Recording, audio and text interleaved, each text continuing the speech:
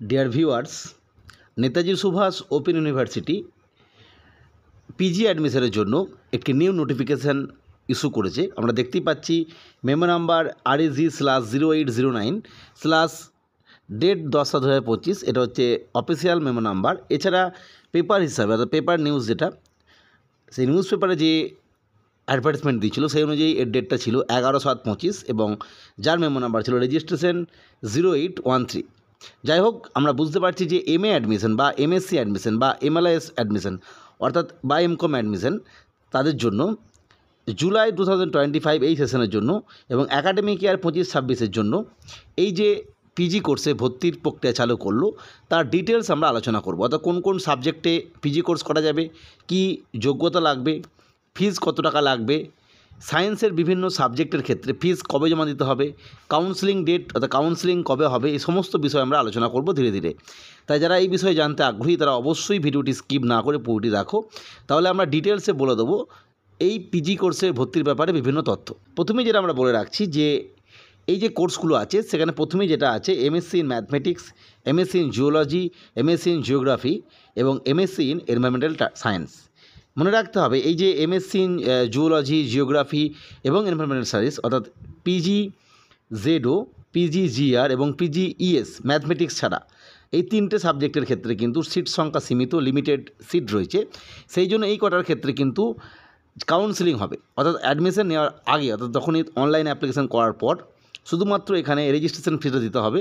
Admission ফিজ যেটা বা 1 ইয়ার ফিজ যেটা সেটা দিতে হবে না। কাউন্সেলিংয়ের পর যদি তোমরা সিট পাও অর্থাৎ চান্স পাও তখনই কিন্তু ফিজ পেমেন্ট করতে হবে।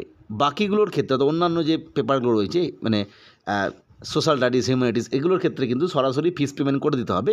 সেগুলোর ক্ষেত্রে বলছি আমি পরে। তারপরে বুঝতে পারলাম জিওলজি, জিওগ্রাফি এবং এনভায়রনমেন্টাল সায়েন্স এক্ষেত্রে কিন্তু কাউন্সেলিং হওয়ার পরই ফিজ পেমেন্ট করতে হবে। কাউন্সেলিং কবে হবে তারও ডেট উল্লেখ করা আছে, সেটাও আমরা বলে দিচ্ছি। আমরা প্রথমেই যেটা দেখব ম্যাথমেটিক্সের ক্ষেত্রে যারা নন CBCS প্যাটার্নে পড়াশোনা করেছে তাদের অবশ্যই 10+2+3 তাদের অনার্স গ্র্যাজুয়েট হতে হবে ম্যাথমেটিক্সে, বা যারা CBCS প্যাটার্নে করেছে তারা অবশ্যই অনার্স গ্র্যাজুয়েট হতে হবে। এবং যেখানে সিসি পেপার যেটা CC paper, Dec paper, AC paper এই ধরনের পেপার বর্তমানে রয়েছে সেখানে সিসি পেপার হিসেবে পড়তে হবে বা ডিএসি পেপার হিসেবে পড়তে হবে। এবং এছাড়া ইকুইভ্যালেন্ট ম্যাথমেটিক্স থাকলেও ম্যাথের জন্য এলিজিবল। ঠিক একই রকমভাবে জুওলজির ক্ষেত্রে সেম বিষয়, অর্থাৎ জুওলজিতে অনার্স করতে হবে বা CBCSের ক্ষেত্রে যদি জুওলজি সিসি পেপার থাকে বা সিসি পেপার না থাকলে ডিএসি পেপার হিসেবে যদি থাকে সেক্ষেত্রেও হবে। একই রকমভাবে জিওগ্রাফির ক্ষেত্রেও জিওগ্রাফিতে গ্র্যাজুয়েট হতে হবে বা CBCSের ক্ষেত্রে সিসি পেপার হিসেবে জিওগ্রাফি পড়তে হবে বা ডিএসি পেপার হিসেবে জিওগ্রাফি পড়তে হবে। একই রকমভাবে যদি আমরা এনভায়রনমেন্টাল সায়েন্সের ক্ষেত্রে দেখি সেক্ষেত্রেও তাই, honours graduate environmental science, any branch of bio or life science, chemistry, জিওগ্রাফিতে BSc করতে হবে। এছাড়া geology or earth science, mathematics BSc, statistics এক্ষেত্রেও তারা কিন্তু এলিজিবল নন CBCSের ক্ষেত্রে। আর CBCSের ক্ষেত্রে অবশ্যই অনার্স গ্র্যাজুয়েট হতে হবে, কোর্স হিসাবে এনভায়রনমেন্ট সায়েন্স থাকতে হবে বা ডিএসসি পেপার হিসেবে থাকতে হবে এনভায়রনমেন্টাল সায়েন্স, বা যেটা আমি পূর্বেই বললাম যে bio or life science, chemistry. এছাড়া জিওগ্রাফি BScতে মানে ব্যাচেলার সায়েন্স হিসেবে জিওগ্রাফি পাস করে থাকতে হবে, BA হলে হবে না, BSc জিওগ্রাফি হতে হবে। এই জিওলজি, আর্থ সায়েন্স, ম্যাথমেটিক্স, স্ট্যাটিস্টিক্স এগুলো করলেও কিন্তু MSc করা যাবে এনভায়রনমেন্টাল সায়েন্সে।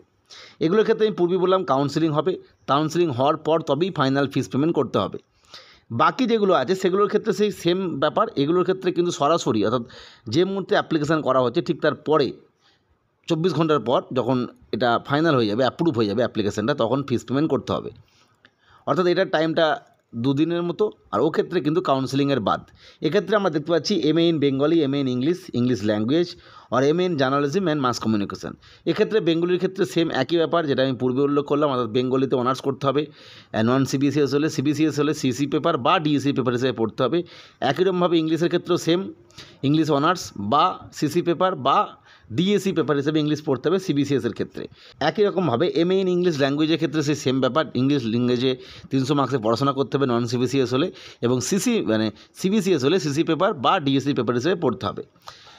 আর মাস কমিউনিকেশন বা জার্নালিজমের ক্ষেত্রে আমরা বললাম নন CBCS বা CBCS যাই হোক না কেন যে কেউ যারা এনি ডিসিপ্লিন অর্থাৎ যে কোনো কোর্সেই তারা অনার্স কমপ্লিট করেছো মানে CBCS বা নন CBCS তারা কিন্তু এলিজিবল। একই রকমভাবে আমরা যদি হিস্ট্রির ক্ষেত্রে দেখি বা পলিটিক্যাল সায়েন্সের ক্ষেত্রে দেখি, সেক্ষেত্রেও সেই একই রকম ব্যাপার।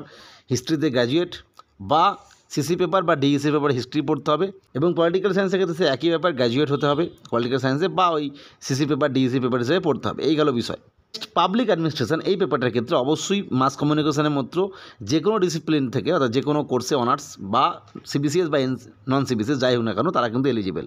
এছাড়া এডুকেশনে যদি এমএ করতে চাও, সেক্ষেত্রে অবশ্যই অনার্স করতে হবে এডুকেশনে, বা যারা বিএড বা স্পেশাল বিএড করেছো তারাও কিন্তু এর জন্য এলিজিবল।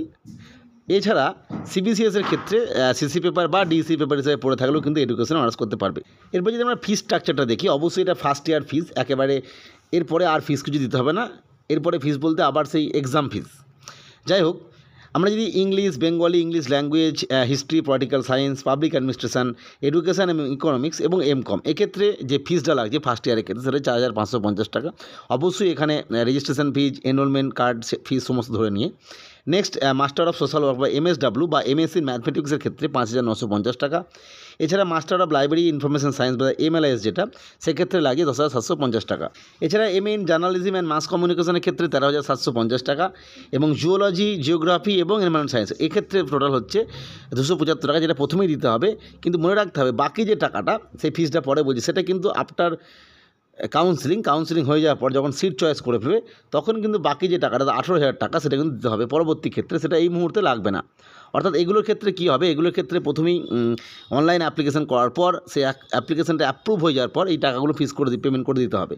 কিন্তু MSc in geography, environment science এবং জুওলজির ক্ষেত্রে টাকাটা কাউন্সিলিং হয়ে যাওয়ার পর লাগবে, এটা কিন্তু মনে রাখতে হবে। কত টাকা লাগবে না, প্রায় 18,000 টাকা, এবং এর উল্লেখ করে দিয়েছে কিসের টাকা। নেক্সট যেটা আমরা দেখব, কাউন্সিলিং ডেট ইম্পর্টেন্ট, এখানে একটা উল্লেখ করা হয়েছে। যদি বলছিলাম যেগুলোর ক্ষেত্রে যেহেতু সিট সংখ্যা কম, কাউন্সিলিং হবে, এখানে উল্লেখ করা হয়েছে যে counselling or seat allotment for admission MSc in geology, geography এবং environment science may tentatively held on 25, 26, 27 August. August মাসের 25, 26, 27 এই সময় হেল্ড হতে পারে। এবং সেক্ষেত্রে বলে দেওয়া ভালো, যখন এটা কাউন্সিলিং হবে তার আগে কিন্তু সমস্ত কারা নাম, কার কবে কাউন্সিলিং তার লিস্টও দিয়ে দেবে। এবং সেটা কবে দেবে না, মেরিট লিস্ট যেটা, সেটা কিন্তু দিয়ে দেওয়া হবে 20/8/25 মধ্যে, অর্থাৎ অফিসিয়াল ওয়েবসাইটে তোমরা দেখতে পাবে। এই ফর্ম ইন্ডিয়ার শুরু হচ্ছে 15/7/25 থেকে এবং শেষ হবে অবশ্যই 14ই আগস্ট পর্যন্ত। অবশ্যই অনলাইন বা অফলাইন দুটো ক্ষেত্রেই পেমেন্ট করা যাবে। অনলাইনের ক্ষেত্রে আমরা জানি যে ডেবিট কার্ড, ক্রেডিট কার্ড বা অন্যান্য যে অনলাইন গেটওয়েগুলো রয়েছে সেখান থেকে পেমেন্ট করা যাবে। সেক্ষেত্রে ব্যাঙ্ক চার্জ যদি লাগে সেটা দিতে হবে। মাস্টার্সে ভর্তির ক্ষেত্রে অবশ্যই এবিসি আইডি, যদি অবশ্যই যারা প্রত্যেকের হয়তো আছে, যেহেতু তোমরা গ্র্যাজুয়েশন কমপ্লিট করেছো, তার সাথে সাথে কিন্তু ডিএবি আইডি সেটা কিন্তু লাগবে। কারণ ডিবি আইডিটা আমরা জানি, পূর্বে উল্লেখ করেছিলাম, মূলত ওপেন কোর্সের ক্ষেত্রে যারা অ্যাডমিশন নিচ্ছে তাদের জন্য ডিবি আইডি ম্যান্ডেটারি করে দিয়েছে 2023 সাল থেকে। এবং এবিসি আইডিটা কোনো কিছু অ্যাডমিশনের ক্ষেত্রে ম্যান্ডেটারি। অবশ্যই ডিএবি আইডি ক্রিয়েট করতে গেলে অবশ্যই এবিসি আইডি লাগে। যাই হোক, আমরা বুঝতেই পারলাম যে এবিসি আইডি এবং ডিইবি আইডি এই দুটো আইডি থাকলে তবেই কিন্তু ফর্ম এন্ট্রি করা যাবে, এবং এর ভেরিফিকেশনের পরেই ফর্মটা অ্যাপ্রুভ হবে।